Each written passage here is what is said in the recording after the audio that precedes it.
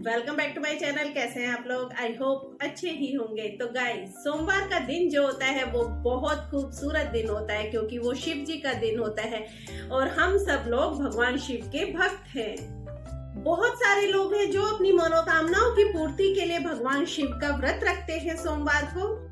लेकिन हम सबको कुछ ऐसी बातें ध्यान रखनी चाहिए। अगर हम उन्हें सोमवार के दिन भूल से भी कर देते हैं तो इसका हमारे ऊपर बहुत ज्यादा दुष्परिणाम पड़ता है। हम भगवान शिव को खुश करना चाहते हैं, लेकिन उल्टा वो हमसे क्रोधित हो जाते हैं। वैसे तो हमारे भगवान भोलेनाथ जो है वो बहुत ही भोले भंडारी है और बहुत थोड़े से प्रयासों से ही वो खुश हो जाते हैं, हमें आशीर्वाद दे देते हैं। लेकिन कुछ ऐसी बातें हैं जो भगवान शिव को, हमारे भोलेनाथ को पसंद नहीं आती हैं, और अगर हम उन बातों को करते हैं, उन कार्यों को करते हैं, तो वो भगवान भोलेनाथ हमसे नाराज हो जाते हैं, कुपित हो जाते हैं। तो उन बातों को जानने से पहले मैं आपसे वही कहना चाहूंगी, अगर आपने वीडियो को लाइक नहीं किया है तो लाइक जरूर कर दीजिएगा और कमेंट में हर हर महादेव जरूर लिखिएगा। इससे आपके ऊपर और मेरे ऊपर भगवान शिव की कृपा जरूर होगी।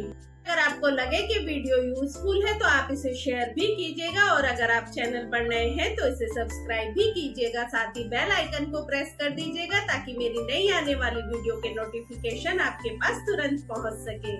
उन बातों के बारे में जो भगवान भोलेनाथ को बिल्कुल पसंद नहीं है और जिन्हें सोमवार के दिन हमें भूलकर भी नहीं करना चाहिए।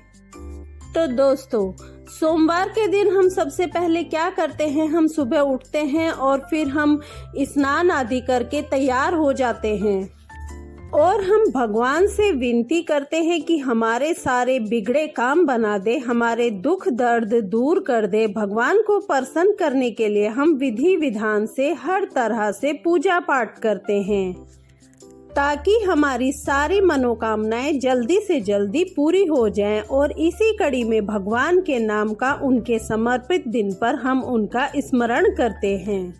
हमारे शास्त्रों में तो अलग अलग दिन अलग अलग देवताओं के लिए डेडिकेट कर दिया गया है। सोमवार के दिन शिव जी का व्रत किया जाता है, मंगलवार के दिन हनुमान जी का व्रत किया जाता है, बुधवार के दिन गणेश जी का व्रत किया जाता है, और बृहस्पतिवार के दिन विष्णु भगवान का व्रत किया जाता है, शुक्रवार के दिन लक्ष्मी माता का व्रत किया जाता है, और शनिवार के दिन हनुमान और शनिदेव जी का व्रत किया जाता है। रविवार को सूर्य देव जी का व्रत रखते हैं। इस तरह से अलग अलग दिन अलग अलग देवी देवताओं के नाम का व्रत रखने की परंपरा है, और उपवास रखकर भगवान को प्रसन्न करने का जिक्र हमारे पुराणों में भी किया गया है। भगवान को प्रसन्न करने का ये सबसे अच्छा तरीका माना गया है।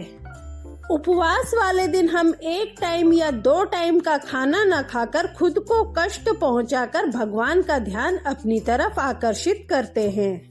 और जब बात उपवास की आती है तो सबसे अधिक पूरी दुनिया में सोमवार का व्रत रखा जाता है।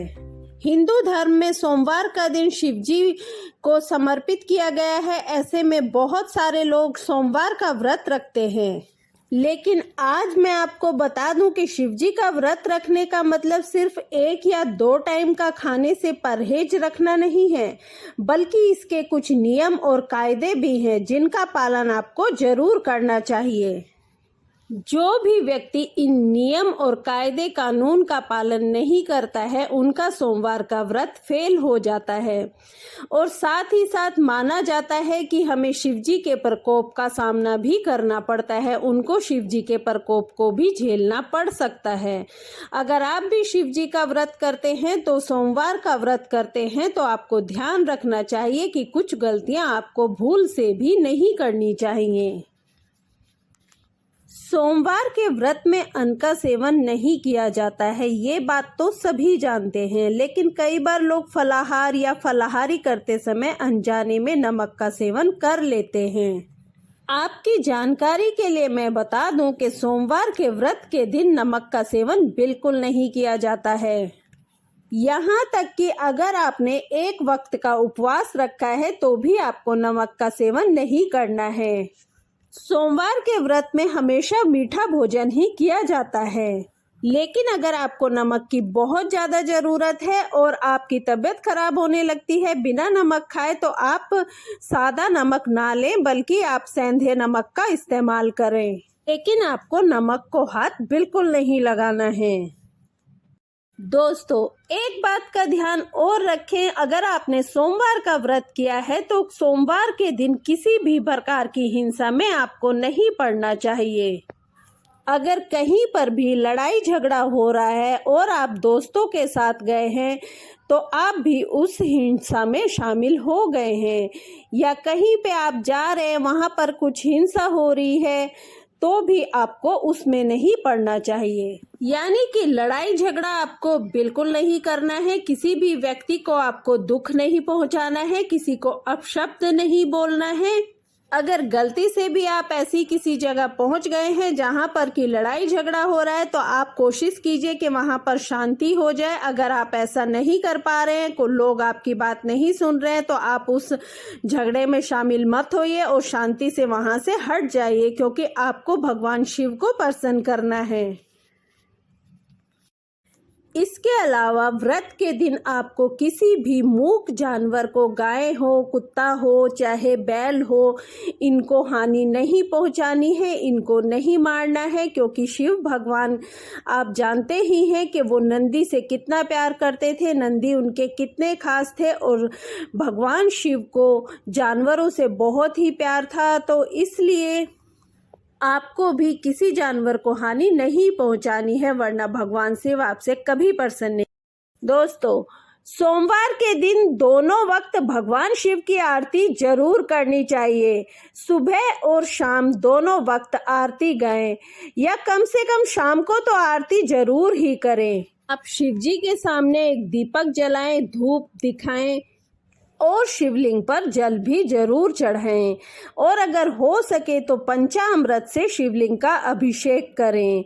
पंचामृत में दूध, दही, घी, शहद, इनसे अभिषेक किया जाता है। पंचामृत से अभिषेक करने के बाद आप जो भी मौसमी फल हो, जो भी ऋतु फल हो, जो आपके पास आसानी से उपलब्ध हो जाए, आप वो फल उनके ऊपर चढ़ाएं। लेकिन एक बात का ध्यान रखें कि नाशपाती शिवलिंग के ऊपर अर्पित ना करें। अगर आप इस तरह से पूरे विधि विधान से भगवान शिव की पूजा करेंगे और शिवलिंग की पूजा करेंगे तो आपकी हर मनोकामना शिव भगवान जरूर सुनेंगे।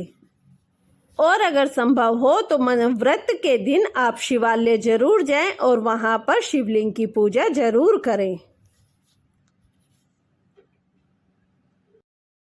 आम तौर पर हमने देखा है कि जब भी हम पूजा करते हैं, कीर्तन करते हैं या भगवान का गुणगान करते हैं, तो भगवान के गुणगान के साथ तालियां बजाते हैं, तो इससे भक्त मंडली में एकता आती है। जब भी हम ताली बजाकर मिलकर आरती गाते हैं तो ऐसा माना जाता है कि तालियों की गूंज से प्रार्थना के जो शब्द होते हैं वो भगवान के पास जल्दी पहुंच जाते हैं।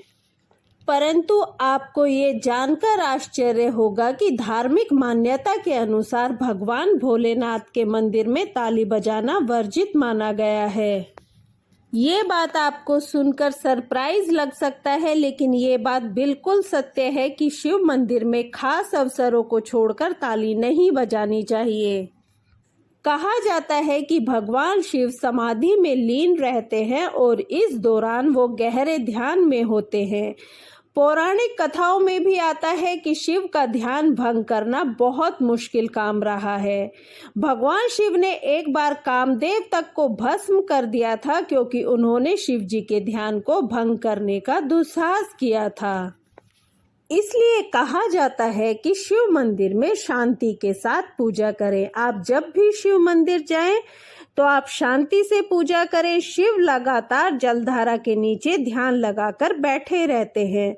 उन्हें शोर शराबा बिल्कुल पसंद नहीं है।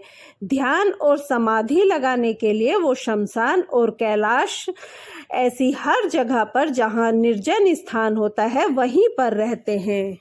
इसलिए कहा गया है कि शिवलिंग के पास आपको 3 बार ताली नहीं बजानी चाहिए। ये शिव के ध्यान को भंग करने की कोशिश करते हैं और भगवान को ये बिल्कुल पसंद नहीं आता है।